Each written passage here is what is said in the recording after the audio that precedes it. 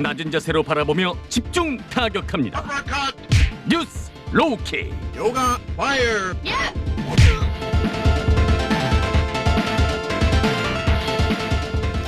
낮은 자세로 오늘의 이슈를 집중 타격합니다. 뉴스 로우킥 시간인데요. 원래는 뉴스 로우킥이 북적북적하잖아요. 오늘 참 단출합니다. 그래도 한결의 김한 기자, 일당백 제가 믿어도 되죠? 네, 고립무원은 아닌지 모르겠습니다. 네, 지금 TBS 유튜브 채널에서도 보이는 라디오로 함께 하실 수 있고요. 저희 외롭습니다. 함께 해주시죠.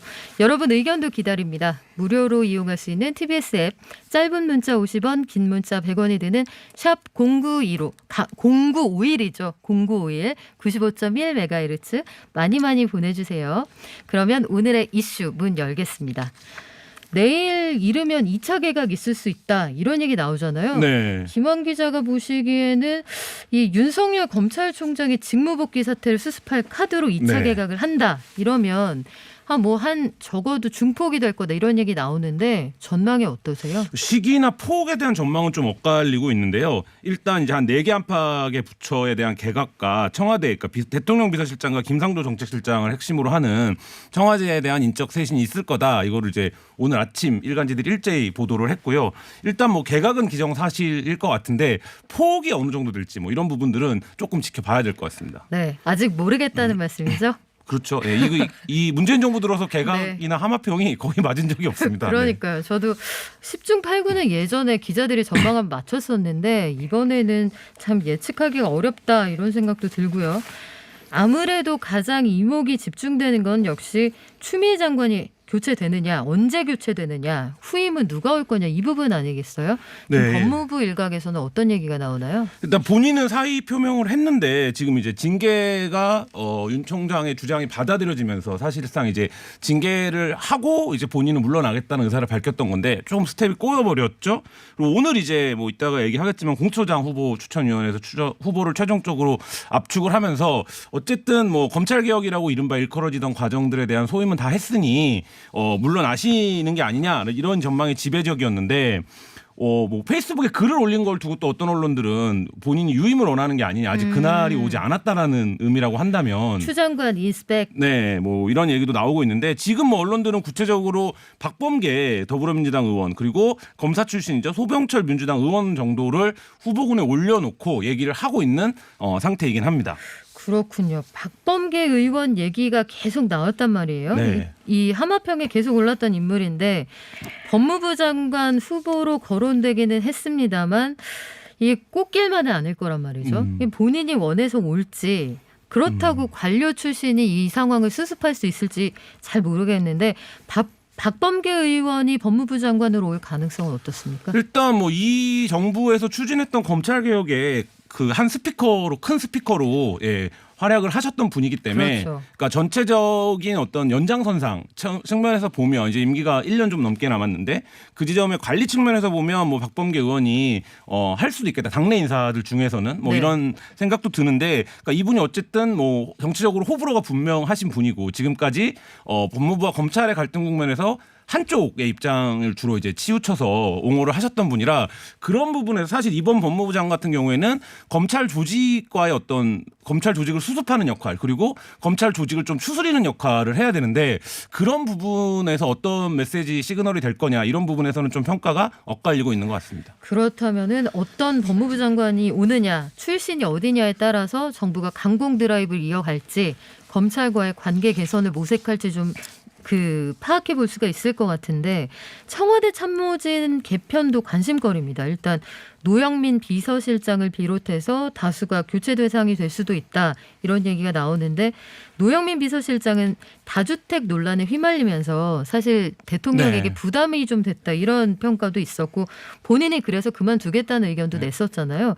비서실장 후보군으로는 누가 거론됩니까? 뭐 근데 이 부분은 장관보다 더 알 수가 없는 상황이긴 한데요. 왜냐하면 이거는 이제 대통령이 직접 본인의 참모를 선택하는 거고 이제 인사청문회나 뭐 이런 부분들에서도 좀 자유롭기 때문에 지금 이제 후임 비서실장으로 언론이 거론하고 있는 인물들은 뭐 우윤군 전 러시아 대사, 최재성 청와대 정무수석, 뭐 그다음에 윤태현 전 청와대 대변인, 뭐 유은혜 사회부총리 겸 교육부 장관 정도의 이름이 거론이 되는데 오늘 이제 유은혜 장관은 절대 그런 일은 없을 거다라는 이제 메시지를 발표했고 네. 나머지 분들도 이제 뭐 지근거리에 있었거나 아니면 이제 이른바 문재인 정부의 핵심으로 분류되는 인물들인데, 그러니까 이런 것 같아요. 지금 임기가 아까 말씀드린 것처럼 1년 좀 넘게 남은 상황에서 마지막 비서실장을 어떤 사람으로 선택하느냐가 매 정부 때마다 그 관심사였습니다. 그러니까 굉장히 강한 메시지죠. 네. 남은 전국을 어떻게 풀어나갈 그렇죠. 것인지. 네, 그래서 안정적인 관리, 그 다음에 뭐 화합 이런 메시지를 택하느냐, 아니면 좀 친정 체제 강화, 마지막 남은 임기까지 좀 고삐를 죄는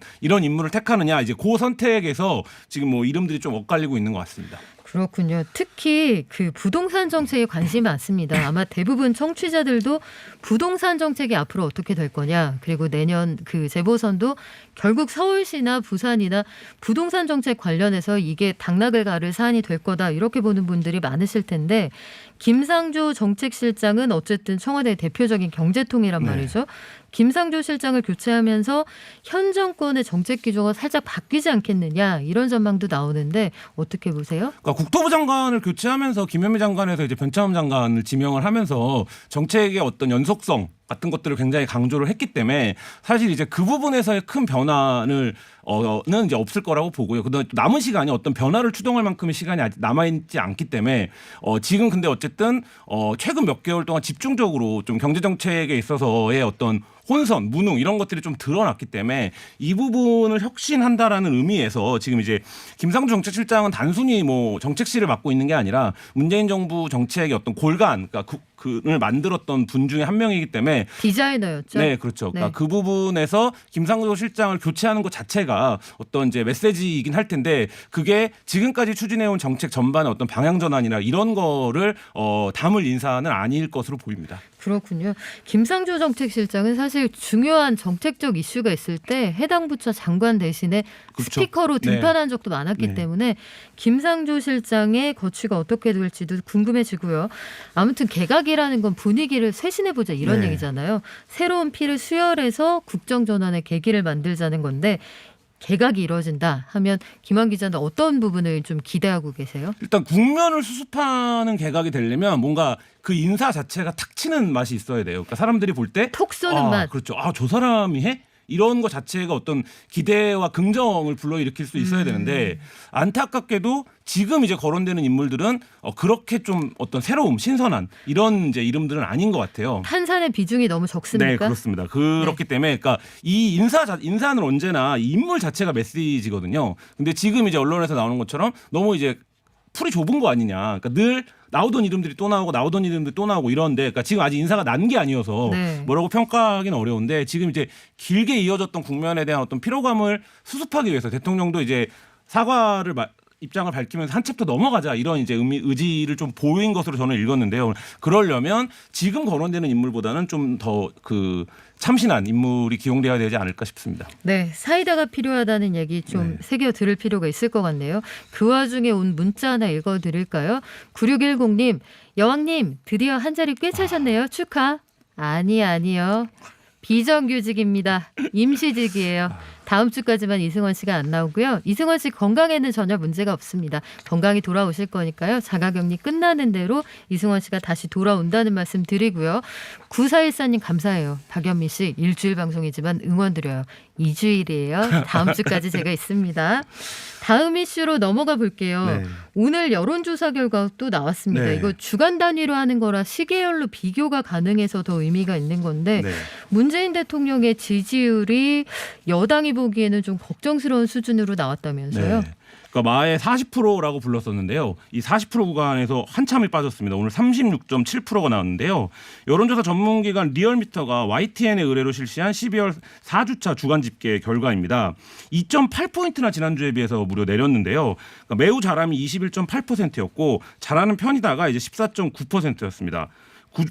주목할 건 이제 부정평가가 전주보다 2% 상승해서 출범 후 최고치를 기록했다라는 점인데요. 긍정평가는 2.8%나 떨어졌습니다. 그러니까 이 결과를 놓고 보면 최근에 뭐 계속 완만한 하락세이긴 했지만 조금 이제 아까 말씀하신 대로 주간 단위 조사에서 2% 이상 빠졌다는 건 네. 굉장히 좀 많이 빠졌다 이렇게 볼 수 있을 것 같습니다. 이게 시계열로 앞서도 말씀드린 것처럼 추이를 볼 수 있기 때문에 이 숫자가 만만치 않다 이런 평가들이 나오는 건데 문재인 대통령의 지지율이 취임 후에 가장 낮았던 수치하고 네. 동일한 타이 기록이란 말이죠. 이게 여당이 생각하기엔 아마도 이 강공 드라이브로 여러 가지 공수처법 같은 것들을 처리하고 나면 지지율에 좀 반사이익이 있을 거라고 기대를 했을 텐데 숫자가 이렇게 나오는 건 어떻게 해석을 해야 되죠?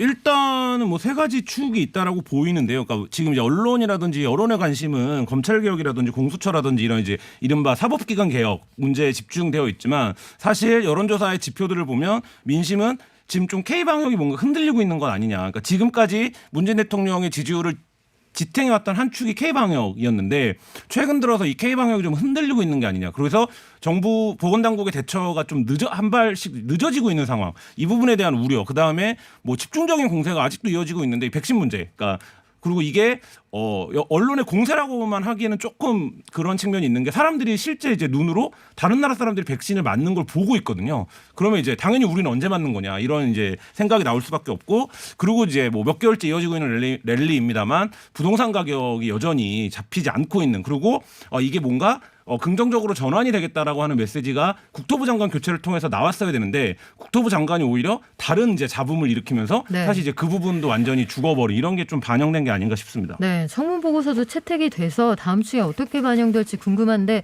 민주당 지지율도 최저치예요. 네. 이게 민심이 좀 이반되고 있다 이렇게 봐야 됩니까? 그러니까 지금 뭐 민주당뿐만 아니라 국민의힘도 마찬가지인데요. 여의도가 안 보이는 상황이거든요. 그러니까 야당 후보 지지율은 검찰총장이 1위를 하고 있고 민주당은 180석 가까이 174석이죠. 174석인데 국회에서 계속 지금 이제 나오고 있는 거는 뭐 중대재해기업처벌법 처리를 왜 못하냐 민주당 이런 부분들이거든요. 네. 그러니까 사실 이제 여의도의 시간이 사실 사라져버린 이런 정국이기 때문에 민주당도 그렇게 의석수를 몰아줬는데 눈에 띄는 가시적인 뭔가를 못 쥐고 있는 것 같다. 못 준다. 그러니까 저희가 정치의 효능감이라는 말 많이 쓰는데 그렇죠. 지금 뭐 청와대랑 서초동이 너무 시끄러운데 정치가 아무런 효능감을 주지 못하니까 그 비난의 화살은 거대 정당을 가진 민주당에게 좀 더 집중될 수밖에 없는 이런 상황이 아닌가 싶습니다. 네, 그리고 눈에 띄는 부분 윤석열 총장입니다. 네. 이번 조사에서 지난 조사 때보다 3.3%포인트 올라서 오차 범위 밖으로 선두로 치고 나갔다. 이거 맞습니까? 네, 뭐 그래서 오늘 뭐 윤석열 총장이 오차 범위 안에 있는데 윤석열 총장을 1위라고 단정적으로 썼던 이제 보도들에 대해서는 수정을 하라라는 이제 보도도 나왔는데요. 그 윤석열 총장이 어쨌든 지금 여태까지의 흐름에서 가장 정점을 찍고 있는 것은 맞는 것 같고요. 근데 이건 어떻게 보면 좀 당연한 게 윤석열 총장이 이미 그러니까 대선 후보로 각인된 상황에서 최근 이슈나 보도가 윤석열 총장을 중심으로 이뤄진 지가 지금 꽤 됐거든요. 네. 이제 이 징계가 또 이제 징계에 대한 어떤 소송도 그렇고 그래서 그 부분이 반영된 효과가 아닐까 싶습니다. 네, 이번 조사는 리얼미터가 YTN 의뢰로 지난 21일부터 24일까지 나흘 동안 전국 18세 이상 유권자 2,008명을 대상으로 무선 전화 면접, 무선과 유선 자동응답 혼용 방식으로 진행했습니다.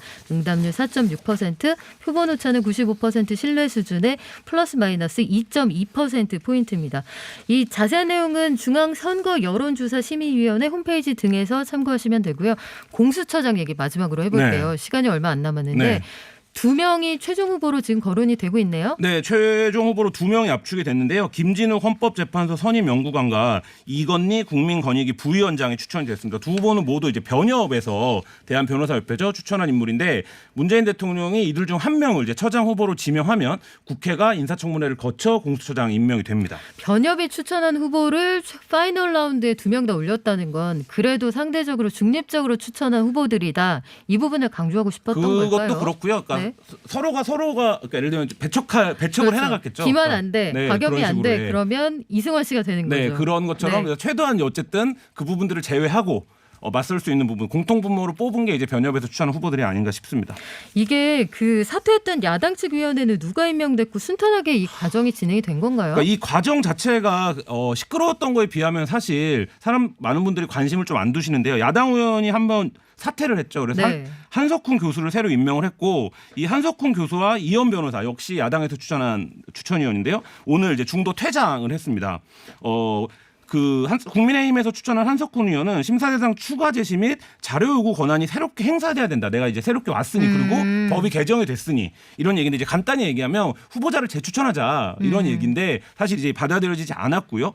최종 이미 올라 있는 후보를 중에서 의결을 하기로 이제 결정을 하면서 오늘 최종 2명의 후보로 압축이 됐습니다. 그러면 뭐 과정이 순탄치는 않았다는 건데 어쨌든 후보자가 선정됐으면 공수처 출범 임박했다 이렇게 봐도 되는 거죠? 네, 추천위는 국회규칙 7조에 따라서 국회의장에 대한 보고와 대통령에 대한 서면 추천서를 송부하겠다라는 입장을 밝혔는데요. 앞서 말씀드린 것처럼 문재인 대통령이 2명 중에 1명을 초대 후보로 지명을 하면 해당 후보는 인사청문회랑 임명 재가를 거쳐서 청장이 초대 공수처장직에 오르는데요. 민주당은 속도를 내겠다 이런 입장입니다. 네, 앞으로 상황 지켜보겠습니다. 지금까지 목이 메이도록 열심히 해주신 네. 김한 기자와 함께했습니다. 고마워요. 네, 감사합니다. 네, 전 광고 듣고 다시 오겠습니다.